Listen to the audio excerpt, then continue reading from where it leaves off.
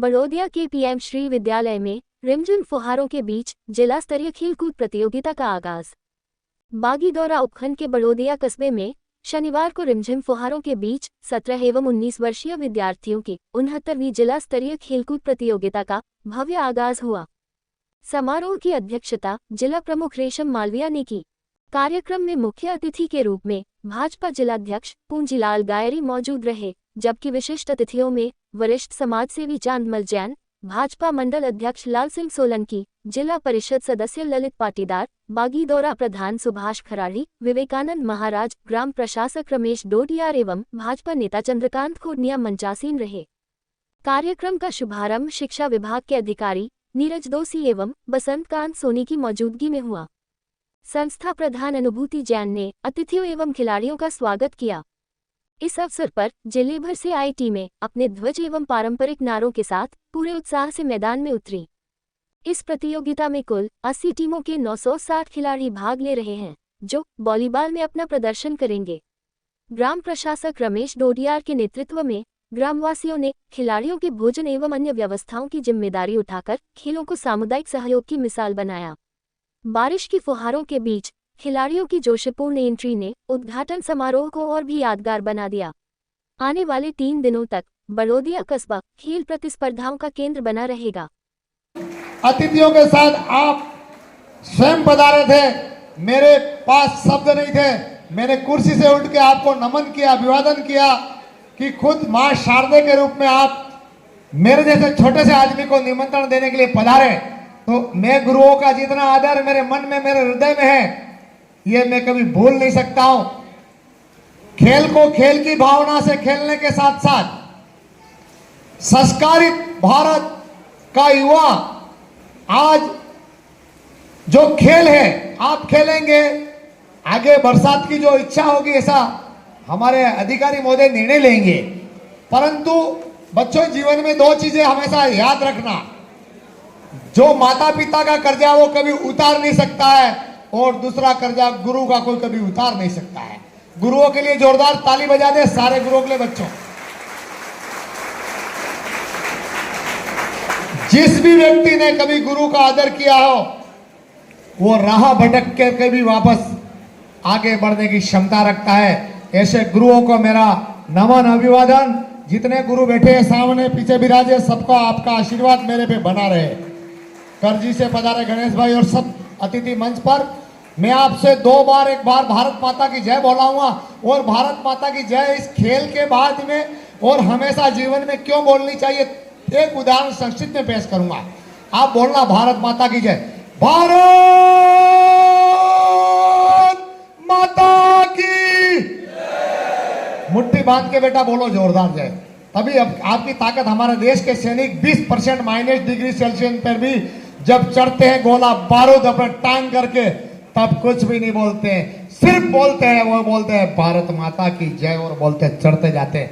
हमें भी इस आशीर्वाद की जरूरत है। इन सैनिकों के लिए बोलिए, आप अपने देश के लिए बोलिए, आप अपने राष्ट्र रक्षा, मम दीक्षा, धर्म रक्षिति रक्षता, इसके लिए बोलिए भारत माता की। एक बार बच्चों, खुदीराम बोस को फांसी की सजा हो रही थी, तो अंग्रेज पागल होते हैं, 1 से 21 तक गिनते, फिर वापस 1 को भूल जाता, फिर 20 में आ जाते हैं। तो उनको पूछा गया खुदीराम बोस को कि तुमको फांसी होने वाली है तो तुमको क्या चाहिए? तो आदरणीय प्रमुख जी खुदीराम जी बोस ने इनके इतिहास में इनकी मन की भाषा पढ़ना, उन्होंने लिखा था कि मैं भारत माता की जय बोलना चाहता हूं। तो उन्होंने कहा भारत माता की जय क्यों? कोई व्यक्ति को जब फांसी लगती है तो कोई कहता है मैं मेरे माता पिता से मिलना चाहता हूं, कोई कहता मैं कुछ ये भोजन खाना चाहता हूं, मेरा ये प्रियजन उससे मिलना चाहता हूं। पर भारत माता की जय क्यों बोली जाती है? तो अंग्रेजों ने एक कमेटी बनाई। उस कमेटी का ये निर्णय था कि इसकी जांच की जाए। तो खुदीराम बोस ने कहा था कि एक खुदीराम बोस भारत माता की जय बोलते हुए फांसी पर लटक जाएगा, परंतु मेरी ध्वनि तरंगों से, उस समय ये मोबाइल नहीं थे, उनकी भाषा, उनकी अंतर आत्मा की आवाज सुनना, मेरी ध्वनि तरंगों से भारत की ओर भूमि करके मैं भारत माता की जय बोल रहा हूं।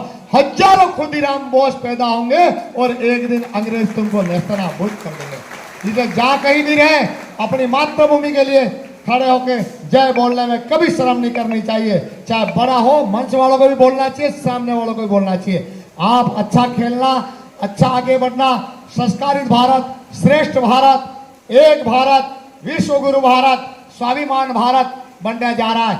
आप बच्चों, आप भी इंस्टाग्राम, फेसबुक सब चलाते हैं, गुरुदेव चलाते हैं। अभी हमारा भारत का स्वाभिमान उस प्रकार ऊंचा चल रहा है जो अमेरिका को कभी हमारे जाने के लिए प्रधानमंत्री जी को, किसी जमाने में भारत के प्रधानमंत्री को एयरपोर्ट पे जांच की जाती थी, आपको पता है गुरुओं सबको, है कि नहीं? आज हमारे भारत के प्रधानमंत्री को देखने के लिए अमेरिका लालायित हो उठते हैं। आपने देखा होगा 2 दिन पहले चीन, रशिया और तीनों को ज्ञान देते हुए बीच में नरेंद्र भाई मोदी दिख रहे हैं, और आसपास जो विरोध बुराई करने वाले इनको कोई नमस्ते भी नहीं कर रहा है। ये शख्सियत हमारे भारत में हो रहा है।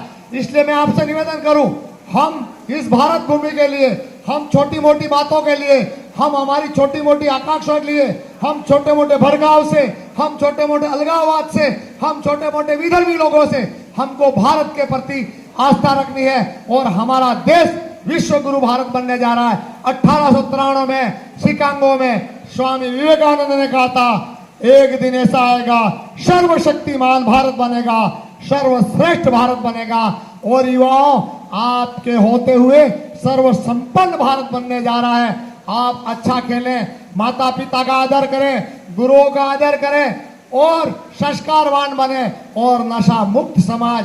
और युवाओं, नशा कभी मत करना। नशा चरित्र का नाश करता है, नशा शरीर का नाश करता है, नशा पैसों का नाश करता है, और नशा एक दूसरे का आदर का नाश करता है। आप सब नशा मुक्त रहें, संस्कारवान पढ़े, आप आगे बढ़े, भारत माता की जय जयकार हो। आप खेल को खेल के माध्यम से खेलें। खेल एक संस्कार है, खेल एक संस्कृति है, खेल जीवन जीने की कला है, खेल एक मानसिकता का आगे बढ़ाने का, डेवलपमेंट इज द खेल, और well begun is half done, अंग्रेजी की कहानी है। अच्छी शुरुआत आधा काम पूर्ण करती है। आपके जीवन में अच्छी शुरुआत करें, गुरुओं का आदर करते रहें। मैं देखो, मैतवाला और आशोड़ा 2 जगह जाना, और 2 बजे फिर बांसवाड़ा आना है, इस प्रकार का। फिर भी मेरी बहन का और अतिथियों का आदेश मैं अस्वीकार न कर पाया, इस वजह आपके चरणों में अभिवादन करते हुए मेरी बात को यही विराम देता हूँ। जय हिंद, जय भारत। उसको थोड़ा सा विशेष ध्यान रखना, क्योंकि कहीं पानी में नहीं जाए बच्चे, कहीं रुकेंगे तो वहाँ पर भी आपको ध्यान रखना है, और खाने की व्यवस्था और रहने की व्यवस्था उसको विशेष ध्यान रखना है। आज तो शायद मुझे लगता नहीं कि एक आधा मैच होगा, आज तो बहुत मुश्किल का काम है, पर मैं बच्चों से भी कहना चाहूँगी कि आप अच्छा खेलें, अपने ब्लॉक का, अपने विद्यालय का, अपने जिले का, अपने राज्य का नाम रोशन करें। और आपने देखा होगा कि अभी भी शायद 6 महीने हुए, एक प्रतापगढ़ की लड़की थी सुशीला मीणा, कितने लोग जानते हैं, जो क्रिकेट खेल रही थी, जानते हैं? तो आपको भी इस प्रकार से आपको खेलना है। दूसरा, अनुशासन का भी ध्यान रखना, और हमारे पीटीआई साहबान को भी मैं कहना चाहूंगी कि बच्चों के साथ में पक्षपात नहीं करें, कोई विवाद नहीं होना चाहिए, कोई झगड़ा नहीं होना चाहिए, अच्छा खेले। और यहाँ पे हमारे सभी नेता भी आए हैं, हमारे शिक्षक बंधु भी आए हैं। आज अगर ये डोप नहीं होता तो कहाँ बैठ के भाषण देते और कहाँ खेलते। सरकार और ये पीएमसी से चयनित स्कूल है, और पूरे बांसवाड़ा में सबसे अच्छा सरकारी स्कूल है तो बड़ौदिया स्कूल है, बड़ौदिया और भागीदारा। इसलिए मैं यहाँ के सभी, यहाँ पे हमारे ग्रामीण बंधु को भी जो भामाशाह बन के 4 दिन तक उनकी भोजन की व्यवस्था करी है, उनको भी मैं धन्यवाद देना चाहूंगी। कि हमारे घर में एक मेहमान आता है तो बड़ी दिक्कत आती है बारिश के दिनों में, और 800 बच्चों की व्यवस्था करी, उसके साथ में हमारे शिक्षक बंधु है और मेहमान है, उनके लिए रहने की, खाने की